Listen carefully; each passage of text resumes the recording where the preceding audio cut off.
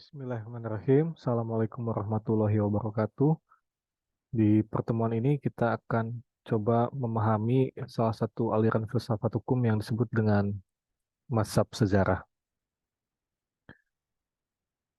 Sebelum kita memasuki pembahasan tentang apa itu mazhab sejarah, saya akan beri penjelasan sebagai pengantar.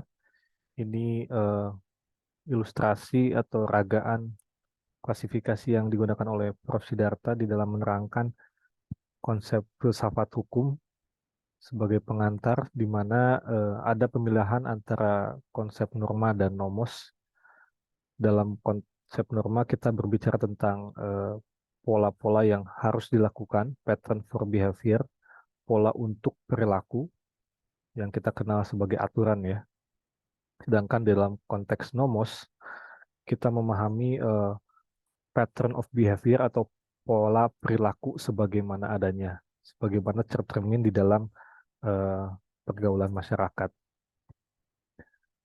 Apabila kita melihat pemilahan kedua ini, pertama kita bisa perhatikan yang kiri terlebih dahulu ya. Dalam konsep norma, di situ terbagi menjadi dua hal, yaitu norma hukum metayuridis dan norma hukum positif.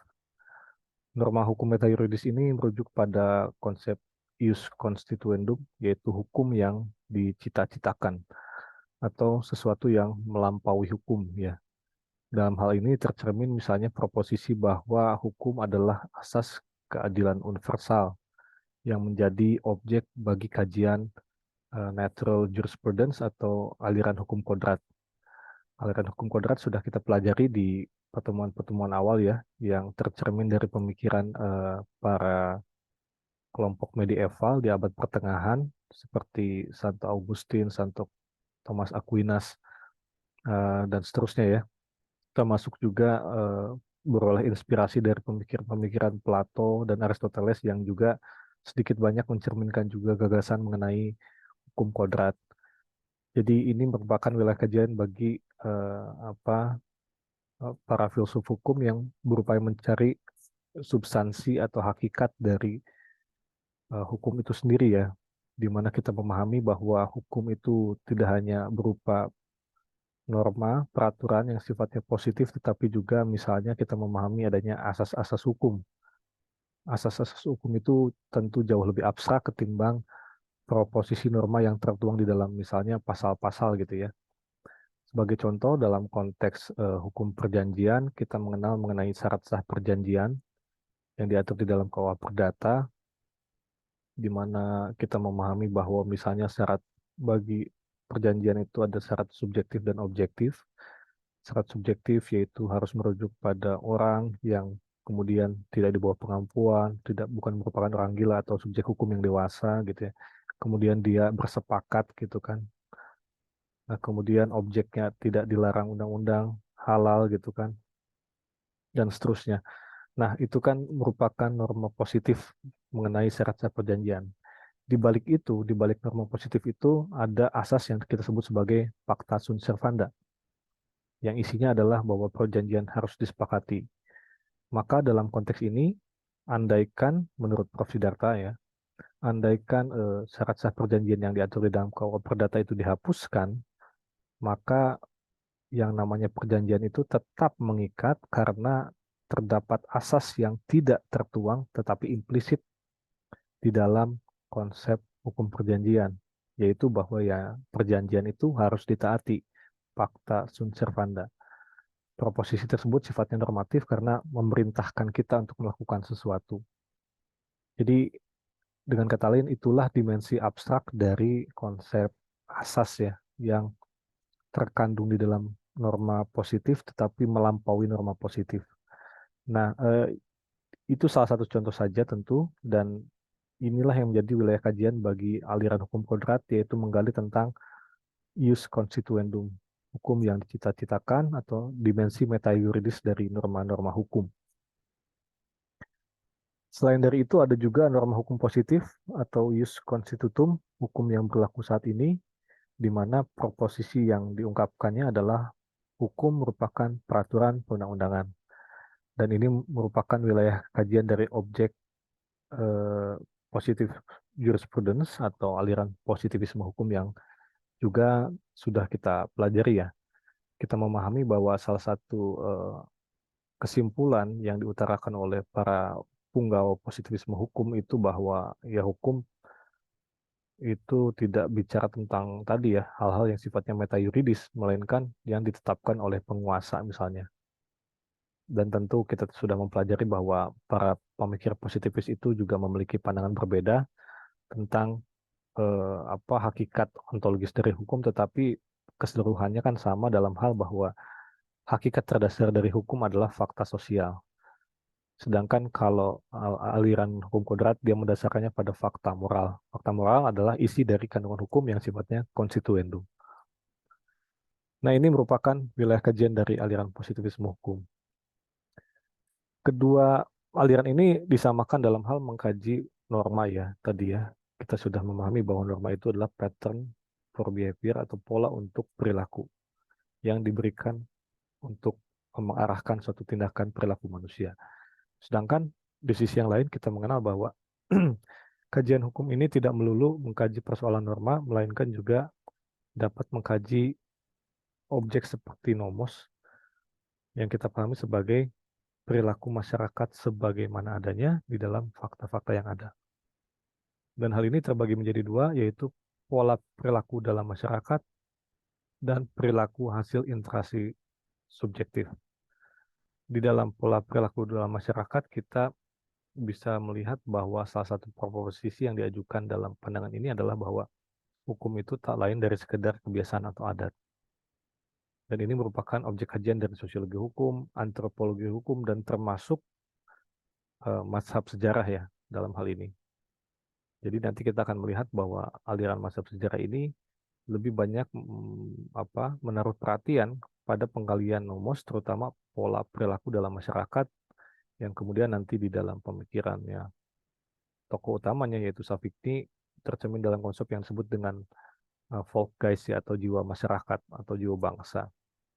Dengan kata lain, pola perilaku dalam masyarakat ini sifatnya di satu sisi tidak universal sebagaimana halnya norma hukum meta yuridis yang sifatnya melampaui zaman gitu ya dan dapat diterapkan terhadap masyarakat apapun, dan tidak pula memahami hukum sebagaimana halnya hukum ciptaan penguasa berlandaskan fakta sosial sebagaimana dipahami positivisme hukum, tetapi dia itu menggali kebiasaan masyarakat yang sifatnya partikular ya, alih-alih universal, khas suatu bangsa tertentu, tetapi tentu masih umum ya, dalam arti memahami konsep itu di dalam konteks kebangsaan atau negara misalnya. Kalau yang norma hukum meta yuridis dia melampaui negara-negara gitu kan. Dan ini berbeda dengan yang dimaksud dengan perilaku hasil interaksi subjektif yang sifatnya itu lebih mikro ya. Bisa jadi persepsi masyarakat tertentu di dalam memahami hukum. Sebagai contoh, apabila mazhab sejarah atau yang dimaksud dengan pola perilaku dalam masyarakat itu mengkaji pola perilaku bangsa Indonesia yang sifatnya umum, sementara perilaku hasil interaksi subjektif itu lebih menelaah persoalan nomos itu dari dimensi misalnya warga di Bandung gitu ya, atau masyarakat di desa apa gitu. Itu kan sifatnya lebih mikro lingkupnya. Nah, dalam hal itu maka yang dilihat adalah interpretasi para subjek tertentu ya, sehingga lebih mengkaji interaksi simbolik di antara masyarakat dan bisa jadi salah satu optik yang digunakan adalah ilmu-ilmu semiotika ya misalnya. Nah, ini kira-kira ilustrasi secara umum tentang bagaimana penelaahan filsafat hukum bisa dilakukan, bisa diupayakan, di mana objeknya pun bisa berbeda-beda ya. Dalam hal ini kita akan coba nanti lebih menggali kepada konsep nomos yang kemudian objek telaahannya adalah pola perilaku dalam masyarakat ya. Di mana di situ mazhab hukum sejarah itu lebih melihat persoalan hukum atau hakikat hukum berlandaskan pada kebiasaan atau adat.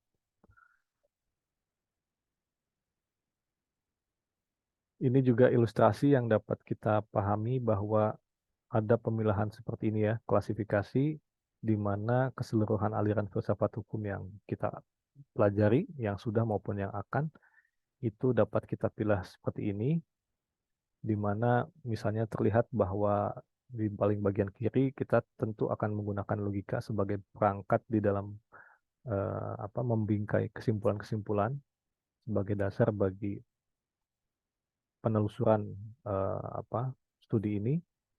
Kemudian di tengah ada teori hukum yang menjadi persimpangan bagi berbagai macam aliran. Paling atas kita melihat ada aliran hukum kodrat yang memaknai hukum sebagai asas kebenaran dan keadilan. Tadi ya telah diutarakan bahwa penggalian hakikat hukum dalam perspektif hukum kodrat itu kan sifatnya idealis ya, dalam arti mencari hal-hal yang sifatnya abstrak, melampaui segala zaman, dan dianggap terkandung secara inheren di dalam hukum, atau dianggap harus terkandung berdasarkan pandangan-pandangan filsafat moral sebetulnya ya. Dan itu sebagian sarjana menggolongkannya sebagai filsafat hukum, sekalipun tentu ini sangat reduksionistik ya, dalam arti bahwa ya seluruh mazhab atau aliran lain pun sebetulnya kan kita kategorikan sebagai aliran filsafat hukum, tetapi istilah filsafat hukum di sini hendak mencerminkan bahwa aliran hukum kodrat ini memang yang dapat dikatakan paling filosofis, dalam arti yang dicarinya kan hal-hal yang sifatnya abstrak ya kan, menyangkut hal-hal yang harus terkandung di dalam hukum yang kita pahami sebagai asas kebenaran dan asas keadilan. Di bagian bawah ada ilmu hukum dogmatis, teori hukum yang menjelaskan tentang ilmu hukum praktis yang kita pelajari ya. Jadi maksudnya semua mata kuliah yang kalian pelajari di dalam studi dalam program studi ilmu hukum ini ya, itu sebetulnya merupakan ilmu hukum dogmatis. Rincian-rincian mengenai aturannya apa, prinsipnya apa, dan bagaimana penerapannya. Nah, di situ maka kita berbicara tentang norma dalam sistem peraturan perundang-undangan. Nah, pengkajian terhadap atau fokus terhadap aspek ini itu tercermin dari aliran positivisme hukum dan utilitarianisme ya. Utilitarianisme sebetulnya dapat kita pahami sebagai percabangan dari positivisme hukum. Hanya saja dia juga menimbang aspek kemanfaatan ya yang berasal dari ilmu empiris. Maka ada sambungan di sini dengan ilmu-ilmu empiris, di mana misalnya di dalam proses memutuskan suatu perkara dalam perspektif hakim, maka hakim tidak hanya menerapkan norma dalam sistem peraturan perundang-undangan, tetapi juga menilai kemanfaatannya bagi masyarakat misalnya. Tetapi pada dasarnya utilitarianisme dan positivisme hukum itu terutama berfokus pada penggalian norma dalam sistem peraturan perundang-undangan. Kemudian di sebelah kanan teori hukum kita melihat ada lingkaran ilmu-ilmu empiris ya. Nah, disinilah beberapa aliran lain seperti mazhab sejarah, realisme hukum, dan sociological jurisprudence berada, karena mereka ketiga aliran ini lebih menekankan pada penggalian dimensi empiris atau dimensi nomos tadi ya, alih-alih dimensi norma dari hukum. Mazhab sejarah terfokus pada penggalian hakikat tentang perilaku sosial yang terlembaga dalam suatu bangsa atau negara. Selain itu ada juga realisme hukum yang lebih memahami hukum dalam dimensi manifestasi simboliknya bagi subjek-subjek tertentu sehingga sifatnya lebih mikro dari mazhab sejarah. Di samping itu ada juga aliran sociological jurisprudence yang lebih melihat putusan hakim dalam hal ini ya, di mana dia memahami bahwa hakikat dari hukum ya putusan pengadilan, dan menggunakan putusan hakim itu untuk mendesain masyarakat, alih-alih mempertahankan katakanlah pola perilaku masyarakat yang menjadi kebiasaan sebagaimana menjadi concern bagi mazhab sejarah ya. Jadi aliran sociological jurisprudence itu memiliki tendensi untuk merekayasa masyarakat gitu ya, berdasarkan pengetahuan-pengetahuan empiris yang telah diperoleh. Nah, ini sekelumit tentang klasifikasi dari aliran-aliran dalam filsafat hukum menurut Prof. Siddhartha. Ada pula cara lain ya. Jadi kalau kita berbicara tentang klasifikasi, memang ada beragam cara untuk membagi-bagi, menyamakan yang sama dan membedakan yang beda. persoalan aliran filsafat hukum ya. Bahkan di awal perkuliahan saya telah menyampaikan bahwa yang kita pelajari atau aliran-aliran filsafat hukum yang kita pelajari sebetulnya kan sangat terbatas. Sedangkan dalam era dewasa ini sudah banyak berkembang aliran-aliran filsafat hukum lain yang tidak tercover atau tidak kita kaji, seperti halnya aliran critical legal studies, aliran feminisme, legal theory, kemudian law and economics atau pendekatan ekonomi dan hukum ya, dan seterusnya. Jadi memang persoalan itu lain hal ya. Tetapi untuk memahami klasifikasi ini ada pula pendapat lain yang diutarakan oleh Briyanta Manaha bahwa yang namanya aliran filsafat hukum itu sebetulnya dapat dibagi secara garis besar ya. Tadi kan lebih rinci ya kalau di slide sebelumnya. Secara garis besar itu ada 3 aliran. Yang pertama adalah ethical atau philosophical jurisprudence yang merupakan cerminan dari aliran hukum kodrat. Tadi telah dikatakan kenapa disebut etis ya karena aliran ini meyakini bahwa hakikat dari hukum adalah berlandaskan pada fakta moral yang mesti digali gitu ya. Yang sifatnya abstrak dan dapat dipahami secara intuitif maupun menggunakan rasio dan sifatnya universal ya. Karenanya itu dikatakan sebagai filosofis juga ya. Kesan filosofis ini muncul karena penggalian hakikat tentang keadilan, gitu ya, tentang asas-asas itu kan sudah melampaui hukum atau sifatnya meta yuridis. Selain itu ada pula aliran analytical jurisprudence. Tadi telah saya katakan bahwa ini pun aliran yang sifatnya filosofis ya, demikian pula dengan historical. Tetapi istilah analytical ini dilekatkan karena di dalam aliran positivisme hukum ini atau analytical jurisprudence kan apa metode yang digunakan adalah analisis konseptual ya, penggalian tentang hakikat sesuatu. Sebagaimana halnya misalnya yang sudah juga dibahas menurut John Austin kan, hakikat dari hukum itu adalah perintah penguasa gitu ya. Itu kan hal yang sifatnya ia peroleh atas hasil penggalian analisis konseptual bahwa hakikat dari hukum itu yaitu ya. Sedangkan di sisi yang lain ada pendapat dari Hans Kelsen yang mengatakan bahwa hakikat dari hukum itu berlandaskan pada Grundnorm atau norma dasar yang sifatnya itu berada di dalam semesta logika. Di sisi lain, kita mengenal pendapat dari Hart yang mengatakan bahwa esensi dari hukum atau sistem hukum adalah aturan primer dan aturan sekunder. Itu pendekatan positivisme atau analytical jurisprudence yang sifatnya analitis, berupaya membedah konsep-konsep hukum yang berlaku gitu ya, sehingga dicari hakikat makna hukum sebagaimana adanya gitu kan. As what it is. Kalau yang ethical philosophical jurisprudence, dia meyakini bahwa untuk memahami hukum itu tidak cukup memahami hukum as what it is, tetapi as what is ought to be atau secara etis itu seperti apa yang seharusnya gitu kan. Nah itu aliran ethical atau philosophical jurisprudence. Di sisi lain ada pula aliran historical jurisprudence yang muncul di abad ke-18 ya. Nanti kita akan melihat perkembangan sejarahnya di mana penelaahannya lebih terfokus kepada aspek as what it does. Apa yang dilakukan, apa yang terjadi gitu. Sebagaimana terjadi di dalam nomos ya, lingkup masyarakat tadi, bagaimana faktanya dan seterusnya. Jadi sifatnya lebih empiris. Dengan kata lain kita bisa berikan label untuk penyederhanaan ya bahwa aliran historical jurisprudence ini sifatnya empiris, analytical sifatnya analitis, sedangkan ethical sifatnya etis gitu ya.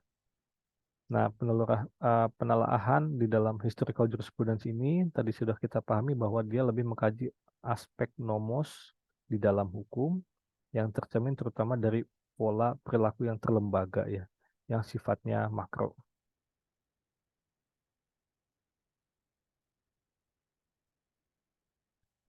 Ini ada 2 tokoh masuk sejarah dari sekian banyak tokoh lain yang tentu saja ada juga gitu ya.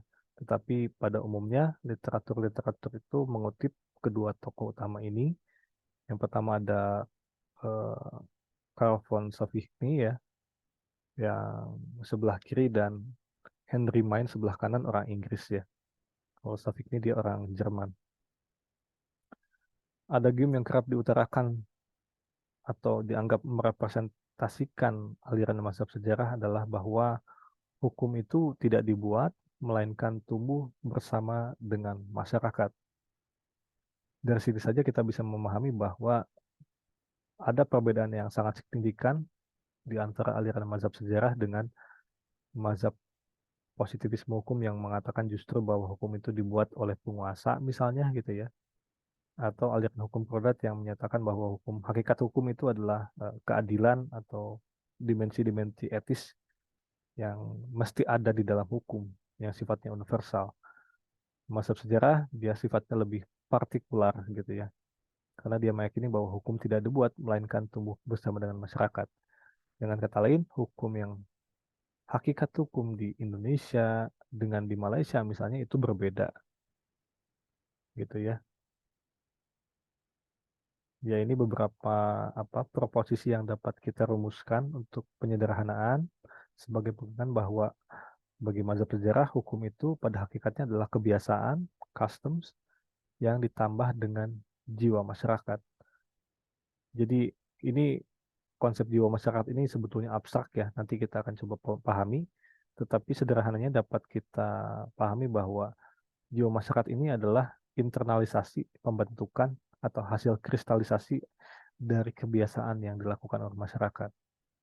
Kita mungkin pernah mendengar istilah bahwa atau perumpamaan bahwa yang namanya kebiasaan kalau dilakukan terus-menerus akan mengikat secara norma gitu ya. Nah, itulah yang dimaksud sebagai jiwa masyarakat, khususnya dalam konteks bangsa atau negara ya. Tentu kita bisa membayangkan pula dalam konteks Indonesia, misalnya kita mengenal ada berbagai macam kebiasaan di setiap daerah, di setiap suku, adat, dan seterusnya yang berbeda-beda. Tetapi di balik keberagaman itu kan ada keseragaman, katakanlah menurut aliran mazhab sejarah, yang mencerminkan jiwa masyarakat atau jiwa bangsa yang disebut dengan Volkgeist gitu ya. Misalnya budaya di Indonesia yang menjunjung tinggi nilai-nilai sopan santun misalnya gitu ya, yang secara umum berbeda dengan budaya Eropa misalnya yang cenderung vulgar, berterus terang dan seterusnya. Itu saya kira juga bisa dijadikan sebagai salah satu contoh yang mencerminkan jiwa masyarakat sebagai kristalisasi dari kebiasaan. Ini tokohnya ya, Friedrich von Savigny dan Sir Henry Summermain yang sebelah kanan. Secara ontologis, aliran mazhab sejarah memahami hukum sebagai pola-pola perilaku sosial yang terlembaga. Pola-pola perilaku sosial itu adalah kebiasaan yang terlembaga, inilah yang dimaksud dengan jiwa masyarakat. Tidak seluruh pola perilaku sosial itu kan terlembaga, melainkan hanya hal-hal yang sifatnya umum dan mencerminkan suatu kebiasaan tertentu, sehingga keumuman itu menjadi semacam imperatif untuk dilaksanakan oleh masyarakat gitu ya. Saya kira kita memahami lah banyak sekali norma kesopanan, norma sosial yang umum dilakukan orang, tetapi katakanlah tidak dilakukan oleh kalian. Dalam situasi itu tentu kalian akan terpaksa untuk mengikuti pola-pola perilaku sosial karena terlembagakan gitu ya. Nah, itulah yang menjadi fokus atau concern dari aliran mazhab sejarah. Secara epistemologi, ini sebetulnya akan kita pelajari lebih lanjut di dalam pertemuan berikutnya ya, tetapi secara umum ini masih mengutip pendapat Prof. Siddhartha bahwa epistemologinya itu, sebelum itu, epistemologinya pada dasarnya berlandaskan pada empirisme ya, atau empirisisme. Kita sudah mempelajari ada beragam epistemologi di dalam aliran filsafat hukum. Salah satunya adalah empirisisme yang menekankan pada hakikat pengetahuan sebagai pengalaman. Kita pahami tadi bahwa aliran mazhab sejarah berorientasi berupaya menggali dimensi nomos ya dari hukum. Nah, sifatnya non doktrinal induktif. Nanti kita akan melihat apa yang dimaksud dengan ini, dan internalisasi atas doktrinal deduktif. Dengan kata lain, sederhananya epistemologi cara berpikirnya adalah non-doktrinal ini berarti dia tidak mendasarkan pertama-tama pada doktrin. Doktrin itu artinya proposisi atau peraturan perundang-undangan atau hukum positif ya. Non-doktrinal ini merujuk kepada kebiasaan-kebiasaan masyarakat tadi ya, yang ada di dalam masyarakat. Sifatnya induktif, jadi kita tidak berangkat dari suatu proposisi yang umum. Induktif melihat perilaku masyarakat tertentu kan, dia sifatnya spesifik. Tetapi di saat yang sama penalarannya tidak berhenti di sini, sehingga tidak hanya menggali aspek kemanfaatan ya. Dengan pola penalaran atau epistemologi non-doktrinal induktif kan, dengan kita memahami bagaimana masyarakat sebetulnya berperilaku secara khusus, maka dengan demikian kita bisa memahami secara pragmatis ya manfaat dari perilaku tertentu gitu kan. Untuk kemudian di saat yang sama aliran mazhab sejarah melakukan internalisasi yang bersifat doktrinal deduktif. Tadi kebiasaan ini kemudian kan diinternalisasi sebagai jiwa masyarakat. Nah, jiwa masyarakat ini sifatnya doktrinal deduktif karena tadi dia itu dipaksakan berlaku terhadap keseluruhan masyarakat. Tadi saya beri contoh, bisa jadi di Indonesia kan punya kebiasaannya beda-beda ya, tetapi ada kebiasaan yang sifatnya umum dan karena keumumannya itu maka dia sifatnya doktrinal, dipaksakan keberlakunya terhadap orang-orang yang bahkan mungkin memiliki kebiasaan berbeda gitu kan. Jadi sifatnya struktural dari atas ke bawah ya. Kalau yang tadi dari bawah ke atas, karena dari situlah kita memperoleh pengetahuan-pengetahuan empiris. Dan secara aksiologis, tujuan yang dicapainya adalah aspek kemanfaatan dan keadilan secara berbarengan. Aspek kemanfaatan ini diperoleh dari tadi ya, non-doktrinal induktif yang berupaya menggali fakta empiris di dalam masyarakat, tapi di saat yang sama kita memperoleh aspek keadilan karena adanya internalisasi doktrinal deduktif dari cerminan jiwa masyarakat tadi yang diberlakukan terhadap masyarakat. Dengan kata lain, semua masyarakat diperlakukan sama ya, secara adil. Itu dimensi filosofisnya ya. Sebagai pengantar, kita selanjutnya akan melihat bagaimana latar belakang bagi munculnya aliran mazhab sejarah ini.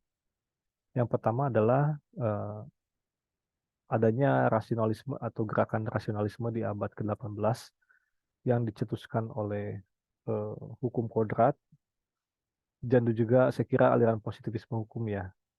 Dan ini berbanding terbalik dengan aliran romantisme di mana tercermin dari penalaran deduktif yang objektif melawan fakta sejarah yang relatif. Jadi gampangnya di abad ke-18 itu ada suatu upaya atau gerakan ya yang merupakan perjalanan panjang sejarah pada saat itu di mana ada kecenderungan untuk merasionalisasi segala sesuatu ya. Di antaranya tercermin misalnya dalam konteks hukum adalah upaya untuk melakukan kodifikasi ya pada saat itu. Bagi aliran rasionalisme tidak rasional untuk membiarkan hukum itu terserak sehingga tidak dibukukan. Maka dari situ diperlukanlah suatu upaya untuk mengkodifikasi hukum ya. Tetapi di saat yang sama aliran rasionalisme ini pun juga membawa katakanlah kebiasaan-kebiasaan dari adat istiadat atau masyarakat lain gitu ya yang berupaya diberlakukan atau dianggap berlaku secara rasional di masyarakat manapun gitu ya. Jadi penalarannya deduktif dan berupaya mencari hakikat yang objektif. Di sisi lain ada gerakan romantisme ya yang justru melihat eh, atau berbeda dari upaya-upaya sifatnya rasional ini, di mana aliran romantisme ini lebih menekankan kalau kepada fakta sejarah yang sifatnya relatif. Secara sederhana untuk mempermudah pemahaman kita ya, aliran romantisme misalnya tercermin dari dalam keseharian kita misalnya di era sekarang yang masif sekali masyarakat itu menggunakan sosmed ketika berinteraksi sehingga bahkan katakanlah ketika berdiskusi ngobrol gitu ya kadang-kadang kita lebih terfokus pada perangkat hardware kita, handphone kita, sosmed kita, maka salah satu sikap yang romantis di sini itu bukan romantis dalam arti ini ya, dalam arti hubungan lawan jenis dan sebagainya itu. Tapi maksudnya adalah romantis bahwa misalnya dengan mencerminkan atau merefleksikan bahwa oh, zaman dulu itu sebelum ada teknologi HP kita berinteraksi itu sifatnya organik gitu ya. Kita lebih real, kita lebih menghargai waktu ketika berinteraksi berhadapan satu sama lain, alih-alih seperti halnya zaman sekarang yang suka pakai HP tapi ketika berinteraksi itu kita tidak terkoneksi satu sama lain gitu ya. Nah, itu kan salah satu pandangan romantisme yang mengidamkan hal yang ada di masa lampau gitu ya. Tetapi gerakan romantisme ini juga tidak melulu positif. Sebagai contoh, gerakan Nazi di Jerman pada saat itu kan sebetulnya juga didrive oleh semangat kebangsaan yang romantis dalam arti dia Hitler pada saat itu sebagai pucuk pimpinannya meyakini bahwa bangsa Jerman itu memiliki ras khusus yang disebut dengan ras Arya ya, dengan misalnya mata biru dengan rambut pirang, dan dia meyakini bahwa mereka lah bangsa yang paling unggul gitu kan. Nah, itu juga pandangan romantisme. Demikian pula misalnya di Indonesia ada sebagian kalangan yang kerap atau pernah mendengungkan bahwa ada masyarakat apa itu lokal atau katakanlah ya masyarakat asli Indonesia gitu ya.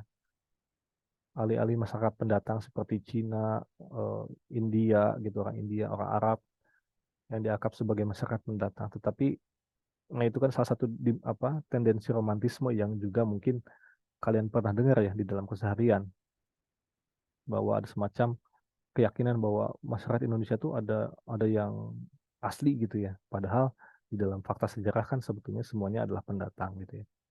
Nah, itu yang dimaksud dengan romantisme ya. Jadi pada dasarnya dia itu merupakan suatu gerakan yang berupaya mengembalikan kondisi saat ini ke kondisi masa lampau gitu ya.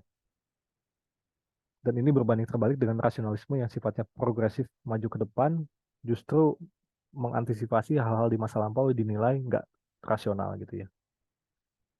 Nah, ini saya kira ya latar belakangnya memang sangat filosofis, dalam arti ini tidak hanya berkaitan dengan hukum sebetulnya. Kalau kalian membaca kajian tentang ini, maka itu menyangkut pula persoalan seni gitu ya, kebudayaan dan sebagainya yang pada dasarnya memiliki pandangan berbeda ya.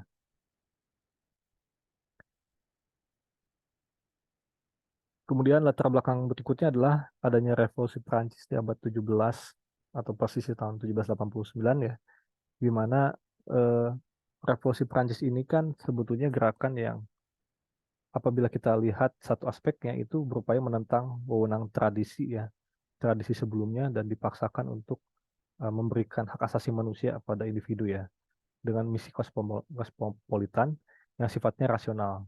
Kita memahami bahwa hak asasi manusia juga berakar dari gerakan rasionalisme yang melihat manusia sebagai entitas yang sifatnya universal gitu ya. Manusia memiliki martabat sehingga manusia dianggap memiliki hak-hak yang inheren di dalam dirinya, alih-alih ditundukkan oleh kekuasaan raja ya pada saat itu. Nah, mazhab sejarah muncul di dalam upaya menentang gagasan revolusi Prancis yang pada akhirnya nanti kita akan lihat itu membawa gagasan atau misi untuk melakukan kodifikasi hukum di Jerman menggunakan kode hukum Napoleon atau yang berasal dari Prancis gitu ya. Dengan kata lain ada upaya mencangkokkan hukum yang berasal dari Prancis ke dalam uh, hukum Jerman yang pada saat itu ditolak oleh Ponsafigny ya. Karena tadi ya, Ponsafigny adalah seorang pemikir romantis dan pemikir mazhab sejarah yang meyakini bahwa hukum itu tidak bisa dicangkokkan dalam arti karena masing-masing bangsa atau negara itu memiliki tradisinya. Dan dari situlah atau dari tradisinya itulah hukum seyogianya digali.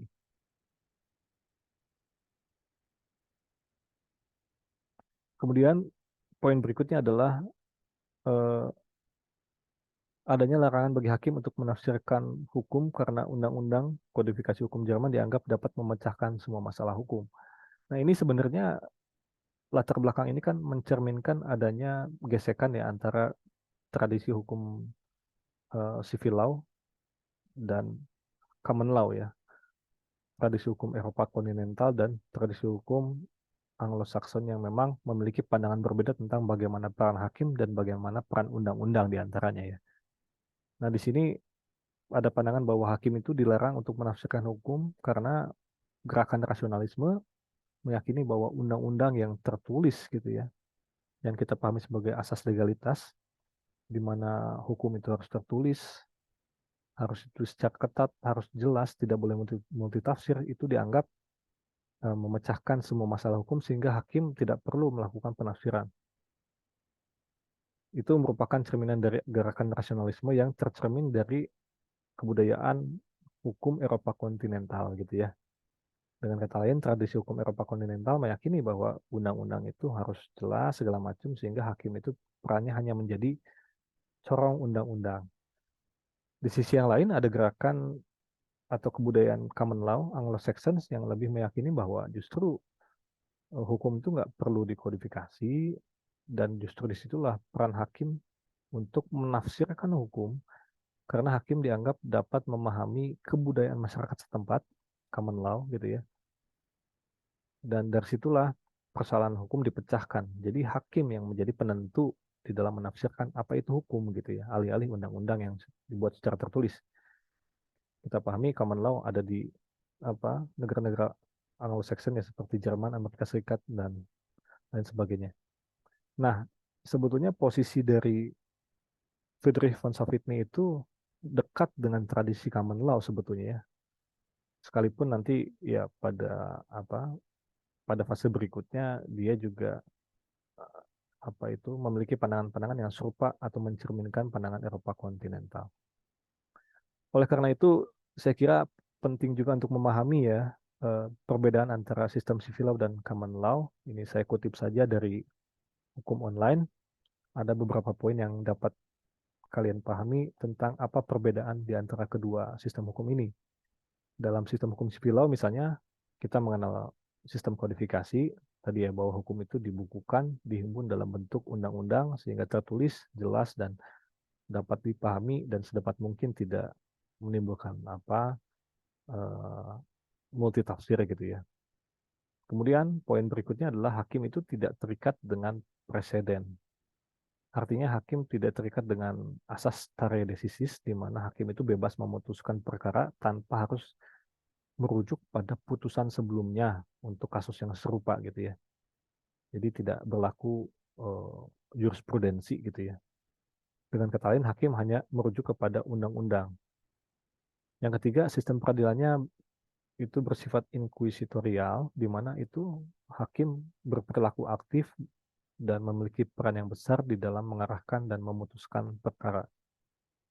Ini tradisi hukum civil law yang apa ya sebagian besar sarjana di Indonesia saya kira sekalipun tentu akan sulit untuk melakukan kategorisasi itu, menggolongkan Indonesia sebagai pada dasarnya itu adalah mencerminkan tradisi civil law gitu ya.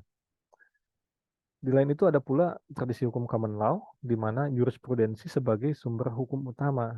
Dengan kata lain, putusan hakimlah yang terdahulu ya, yang menjadi sumber utama di dalam menyelesaikan perkara-perkara, alih-alih merujuk kepada undang-undang. Kemudian yang kedua, menganut preseden karena jurisprudensi menjadi sumber utama, maka common law menganut preseden atau doktrin stare decisis, di mana hakim terikat di dalam menerapkan putusan pengadilan yang sebelumnya, baik yang ia buat sendiri atau pendahulunya untuk kasus serupa ya. Jadi hakim itu sekalipun dia menentukan, dia tidak merujuk pada undang-undang, tapi merujuk kepada pengalaman yang lalu gitu ya, yang pernah diputuskan oleh hakim sebelumnya. Poin berikutnya adalah sistem peradilannya bersifat adversarial, di mana kedua pihak bersengketa masing-masing menggunakan pengacaranya untuk berhadapan di depan hakim. Nah, ini perbedaan kedua ini saya kira juga bisa menjadi titik berangkat bagi kita untuk memahami bagaimana sebetulnya posisi dari aliran mazhab sejarah ya. Terutama tadi pandangan Carl von Savigny yang di satu sisi sebetulnya sangat mencerminkan pemikiran common law yang meyakini uh, tidak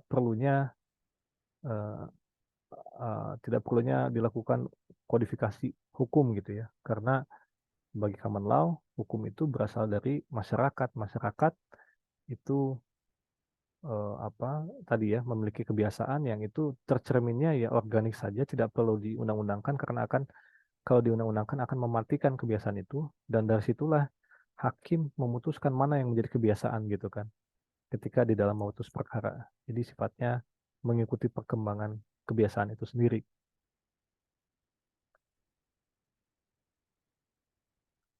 Nah, ini ilustrasi yang saya kutip juga dari Prof. Siddhartha ya, tentang bagaimana perbedaan antara pandangannya Safikni yang lebih dekat dengan aliran romantisme, yang sifatnya itu backward looking, melihat ke belakang, sedangkan pandangannya Hegel atau pemikir-pemikir idealis atau rasionalis yang lebih melihat ke depan gitu ya. Memang apabila kita mempelajari pemikiran von Savikny, tidak lepas dari pemikirannya Hegel ya, yang justru memiliki posisi berbeda di dalam melihat konsep hukum, konsep negara, dan tradisi hukum Jerman pada saat itu. Nah, jadi terlihat di sini bahwa von Savikny berupaya mengidealkan hukum atau hakikat hukum itu dengan melihat ke belakang, dengan melihat kebiasaan, dan dari situlah menurutnya hakikat hukum dapat ditemukan. Sedangkan Hegel itu adalah pemikir idealis yang meyakini bahwa yang namanya konsep negara, konsep peraturan perundang-undangan itu merupakan spirit weight case ya, yang apa mencerminkan kehendak yang sifatnya lebih menyeluruh gitu ya. Jadi itu yang diidealkan oleh Hegel atau yang disebut dengan natirah absolut. Poin pertama adalah kritik terhadap abstraksi dalam memahami hukum. Sebagaimana tercermin dari aliran naturalis dan positivis, hukum lebih seperti bahasa. Ya, Safik ini juga mengatakan bahwa pemahaman dalam memahami hukum itu kita harus seperti memahami bahasa ya. Kan kalau bahasa itu pada dasarnya sifatnya organik ya. Dalam arti bahasa itu kan tidak ada yang membuat sebetulnya, tapi begitu saja tercipta dan terus berubah gitu ya. Kosakatanya terus bertambah, dan dari situlah bagi Syafiqi hukum itu sifatnya harus didekati secara empiris. Alih-alih melakukan memahami hukum itu sebagaimana halnya kelompok aliran hukum kodrat dan positivis yang abstraktif gitu ya. Aliran hukum kodrat dia mencari hakikat keadilan gitu kan, dimensi etis. Aliran positivisme menggali hakikat analitis dari konsep hukum, dan menurut Safikni itu tidak tepat karena hukum itu seperti bahasa gitu. Ya, ini poin kedua adalah pertentangan pemikiran antara Safikni dan Hegel ya, di mana di satu sisi ada pandangan bahwa hukum itu ya rasionalitas, dia merupakan cerminan objektivitas yang merupakan cerminan dari keabadian dalam masyarakat atau yang disebut dengan roh absolut. Hegel itu kan memahami bahwa hakikat dari eksistensi negara ini dia melihatnya sebagai satu kesatuan utuh ya antara komponen masyarakat yang membentuknya, dan sehingga tercipta konsep negara yang mewakili kepentingan umum, kata Hegel ya. Dan itu sifatnya rasional. Sedangkan ia melihat bahwa ada hal-hal yang irasional, seperti hal yang sifatnya subjektif dan kontingen yang tidak pasti, yaitu seperti kebiasaan gitu ya. Yang mana ini justru merupakan posisi dari uh, Safikni ya di dalam melihat hakikat hukum. Jadi bagi Safikni justru hal-hal yang kontingen itulah dimensi hakiki dari hukum, karena hukum tak lain dari kebiasaan atau perilaku sosial yang terlembaga gitu ya, yang justru dinilai irasional atau subjektif bagi Hegel. Jadi di sini kita bisa melihat bahwa ada perbedaan pandangan antara seorang romantis dan seorang yang idealis gitu ya.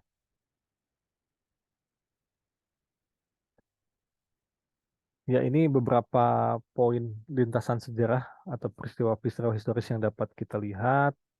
Awal mulanya ada upaya kodifikasi Corpus Juris Civilis di era 529 Anno Domini ya, di mana pada saat itu ada upaya di Kekaisaran Romawi untuk melakukan kodifikasi ya.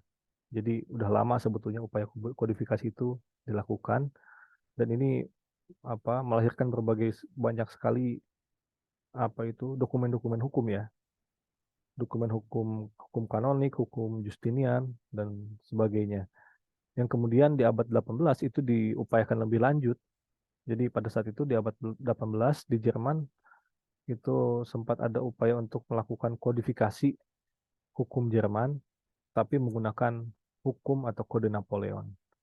Nah, inilah gerakan yang sebetulnya ditolak oleh Savigny kan, karena Savigny meyakini bahwa setiap bangsa itu memiliki hukumnya masing-masing yang tercermin dari kebiasaannya, sehingga kodifikasi hukum menggunakan kode Napoleon ini tak lain adalah pencangkokan kebiasaan negara lain kepada negara yang berbeda gitu ya. Jadi persoalan kodifikasi semula Savigny menolak. Tetapi kemudian di tahap kedua, tahap legislasi, kita bisa melihat juga bahwa Savigny menolak legislasi karena ia menilai bahwa upaya legislasi itu eh, tadi ya, apabila kita mengundangkan suatu peraturan, maka itu kan berarti membekukan kebiasaan masyarakat gitu ya. Sedangkan bagi Savigny, hukum itu sebenarnya harus melihat hal itu, harus mengikuti perkembangan masyarakat, sehingga legislasi tidak perlu gitu ya. Dengan kata lain, kebiasaan itu kan ekspresi kesadaran umum dari masyarakat, common consciousness gitu ya, yang justru harusnya hukum ikuti gitu ya, alih-alih dipahat menjadi undang-undang katakanlah gitu ya. Tetapi di saat yang sama ada perbedaan ada pandangan yang mendua dari Savigny ya, bahwa pada akhirnya dia mengatakan pula bahwa legislasi itu tidak terelakkan ya, terutama tatkala kesadaran masyarakat itu telah matang. Jadi eh, ada pandangan yang dualistis. Satu sisi Savigny menolak upaya legislasi, tapi di saat yang sama Savigny menerima legislasi, atau lebih tepatnya bagi dia legislasi itu tidak terelakkan, terutama ketika kesadaran masyarakat telah matang. Maka dalam hal itu, atau ketika masyarakat semakin kompleks ya, sebagaimana halnya saat ini di Indonesia kan bangsa beda-beda, bahasa beda-beda, suku beda-beda, itu perlu upaya legislasi dengan syarat bahwa masyarakat kesadarannya sudah matang. Tentu saja ini menjadi problem tersendiri ya bagi kita, apa yang dimaksud dengan kesadaran masyarakat, lalu bagaimana mengukur kesadaran masyarakat itu telah matang gitu kan ya. Nah, ini menjadi persoalan lain. Nah, dari situ maka muncullah kritik yang diajukan kepada Savigny secara umum. Tadi pertama adalah bagaimana atau apa yang dimaksud dengan folk guys. Jadi Savigny ini mengistilahkan jiwa masyarakat, jiwa bangsa sebagai folk guys, tetapi di saat yang sama persis kita dapat bertanya tentang apa dan bagaimana merumuskan folk guys. Apa yang dimaksud dengan folk guys di Indonesia misalnya gitu ya. Kemudian yang kedua adalah masalah minoritas mayoritas masyarakat, upaya penggalian hakikat hukum dari kebiasaan-kebiasaan masyarakat tadi yang kemudian melahirkan konsep Voggas itu sebetulnya kan tadi saya beri contoh di awal ya, bahwa boleh jadi ada masyarakat, sebagian kelompok masyarakat secara minoritas itu memiliki kebiasaan berbeda, tetapi toh mereka dipaksa untuk mengikuti kebiasaan mayoritas karena kebiasaan mayoritas itu dianggap sebagai cerminan dari Voggas. Dengan demikian, maka konsep hukum von Savigny itu menundukkan sebagian kalangan atas kehendak sebagian besar kalangan gitu ya. Yang ini merupakan dimensi katakanlah utilitarian, dimensi kemanfaatan dari mazhab sejarah. Jadi ini kritiknya, dan juga bisa ditambahkan pula kritik lain seperti bahwa von Savigny itu sangat percaya bahwa adanya hakikat Vogais tadi kan. Padahal kita bisa juga berargumen bahwa yang namanya kebudayaan atau kebiasaan dalam suatu masyarakat itu sangat boleh jadi terpengaruh oleh kebudayaan atau masyarakat lain ya. Sebagai contoh misalnya di Indonesia dewasa ini kita mengenal hukum perdata gitu kan, yang mana di dalam konsep hukum perdata kita mengenal konsep kebendaan yang sifatnya individual perorangan, di mana boleh jadi masyarakat Indonesia itu sebelumnya tidak mengenal hal tersebut ya. Dengan kata lain, konsep kepemilikan yang dipahami oleh masyarakat Indonesia itu lebih kolektif alih-alih individualistis. Demikian pula konsep kolektif itu bisa jadi tercermin dari kebudayaan bangsa sebelumnya gitu ya, yang kita peroleh dan kita anggap sebagai kebiasaan kita. Nah, itu juga persoalan tersendiri. Ketiga, urgensi legislasi dalam masyarakat kontemporer, tadi saya telah katakan bahwa dewasa ini masyarakat semakin kompleks, kebiasaannya beraneka ragam, suku, budaya, dan seterusnya, sehingga eh, keberagaman itu menjadi persoalan tersendiri tatkala tidak ada hukum yang dikodifikasi atau dilegislasi ya, dibuat secara tertulis.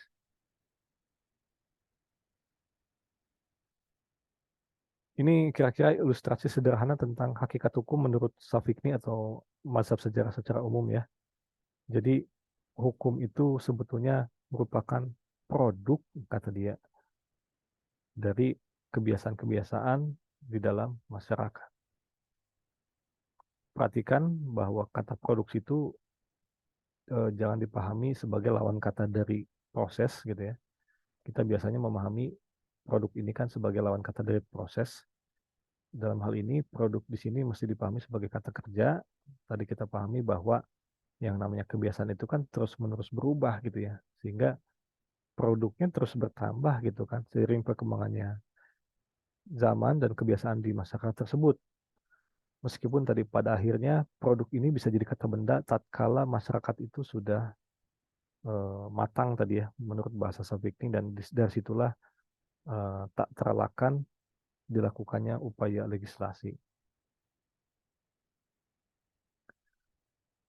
Selain Safikni, tokoh lain yang kerap dikutip di dalam menerangkan posisi dari mazhab sejarah adalah pemikiran dari Sir Henry Summermain.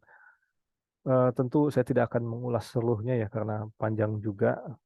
Secara umum dapat kita lihat deskripsi di sini bahwa Main itu merupakan ahli hukum dan sejarawan berbahasa Inggris, dan dia itu bila Safikni mengembangkan ide tentang Folkgeist di Jerman, Main mengembangkan atau melanjutkannya ya di Inggris dengan versinya sendiri disesuaikan dengan keadaan di Inggris pada akhir abad ke-19. Jadi dapat dikatakan Sir Henry Main ini merupakan penerus dari Safikni, tapi dia ada di Inggris. Kemudian Main tidak menerima konsep Folkgeist Safikni secara utuh karena konsep itu dianggapnya sebagai sesuatu konsep yang diselubungi pendekatan yang terlalu mistis. Mistis di sini tadi ya, dalam arti tadi kita bertanya tentang apa yang dimaksud dengan Folkgeist gitu ya, bagaimana menentukannya. Nah, dalam arti itu eh, konsep Folkgeist itu dianggap mistik gitu ya, nggak jelas, kabur gitu ya. Hal inilah yang sedikit banyak membedakan dengan Safikni, yakni ia menerima peranan perundang-undangan, peranan legislasi, dan kodifikasi dalam perkembangan masyarakat. Jadi tidak seluruh mazhab sejarah itu menolak upaya legislasi ya. Misalnya di sini Henry Main. Dan Henry Main ini dia merupakan sejarawan juga ya. Dia melakukan berbagai banyak sekali studi empiris sebetulnya terhadap hukum di berbagai kebudayaan masyarakat, mulai dari kebudayaan Yunani kuno, kebudayaan India, bahkan ke kitab-kitab perjanjian lama. Dia melakukan penelusuran tentang apa hakikat hukum gitu ya. Jadi dia saya kira juga merupakan sarjana yang tidak hanya mencetuskan gagasan mazhab sejarah, melainkan juga melakukan upaya-upaya empiris historis di dalam memberikan contoh ya bagaimana penelitian hukum itu dilakukan gitu. Oke, kemudian ini ada contoh sederhana yang dapat kita pahami sebagai cerminan dari gagasan mazhab sejarah. Kita mengenal sempat ada perdebatan ramai tentang RUU KUHP ya beberapa tahun ke belakang, yang kemudian sekarang sudah diundangkan menjadi Undang-Undang Nomor 1 Tahun 2023, di mana di dalam salah satu pasalnya itu dianggap berupaya memasukkan aspek yang mencerminkan tradisi hukum mazhab sejarah, yaitu terutama di dalam pasal 2 kita bisa melihat bahwa dikatakan bahwa ketentuan sebagaimana dimaksud dalam pasal 1, yang di mana pasal 1 itu merujuk pada konsep asas legalitas ya, tidak mengurangi berlakunya hukum yang hidup dalam masyarakat. Nah, ini merupakan cerminan dari living law ya, yang bisa kita lihat cerminan dari mazhab sejarah maupun nanti sociological jurisprudence ya, yang menentukan bahwa seseorang patut dipidana walaupun perbuatan tersebut tidak diatur dalam undang-undang ini. hukum yang hidup dalam masyarakat, sebagaimana dimaksud pada ayat 1, berlaku dalam tempat hukum itu hidup, dan sepanjang tidak diatur dalam undang-undang ini, dan seterusnya, dan seterusnya. Dengan kata lain, KUHP selain mengenal aturan-aturan hukum yang diatur secara eksplisit dalam undang-undang, mengenal pula ketentuan hukum yang hidup dalam masyarakat, yang sifatnya berasal dari kebiasaan gitu ya. Dan ini di satu sisi dipandang sebagai cerminan dari upaya untuk memasukkan dimensi atau perspektif mazhab sejarah ke dalam KUHP kita gitu ya. Sekalipun di saat yang sama tentu kita dapat juga mengatakan bahwa ya sebagian kalangan atau kalangan mazhab sejarah menilai bahwa ini sebetulnya penundukan dimensi mazhab sejarah dalam positivisme hukum, karena kita memahami bahwa mazhab sejarah itu adalah pandangan yang berupaya melihat pertama-tama tidak diperlukannya upaya legislasi kan ya. Jadi yang namanya hukum kebiasaan ya udah justru nggak harus diatur dalam pasal-pasal seperti ini gitu ya. Dengan diatur di dalam pasal seperti ini berarti kan sudah masuk ke dalam legislasi. Dengan masuk ke dalam legislasi berarti kan cerminan dari positivisme gitu ya menurut sebagian. Sekalipun di saat yang sama kita dapat mengatakan tidak juga, karena Syafiqi di lain kesempatan kan memiliki pandangan berbeda. Demikian pula dengan Henry Main, bahwa pada akhirnya upaya legislasi atau perundang-undangan itu diperlukan gitu ya. Jadi singkatnya ini saya kira yang bisa menjadi cerminan atau pembelajaran lebih lanjut tentang dimensi mazhab sejarah maupun aliran-aliran empiris lainnya ya, seperti sociological jurisprudence yang tercermin dari undang-undang kita.